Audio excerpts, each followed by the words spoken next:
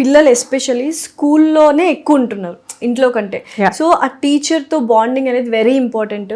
ఇంతకు ముందర ఎలా ఉండేది అంటే స్కూల్లో టీచర్ అంటే భయము, స్కూల్ ప్రిన్సిపల్ అంటే భయము, టీచర్ని డౌట్స్ అడగాలంటే హెసిటేట్ అవ్వడము, కొడతారేమోనని భయము. సో మా దగ్గర అంటే మా ideology or philosophy is students should be given free hand. They should not come to school with a fear. They should have a open mindedness.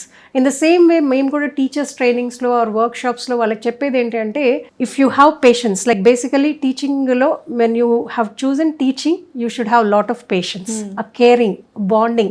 So ఇంట్లో మీరు ఎలా మీ పిల్లలకి పేరెంట్స్ స్కూల్కి రాగానే స్కూల్లో కూడా మీరు అదే రోల్ తీసుకోవాలి. Every student is equal. అలాగే క్లాస్ రూమ్లో వాళ్ళతో ఇంటరాక్టివ్గా ఉండండి. సో పనిష్మెంట్స్ అనేవి will never give you anything good.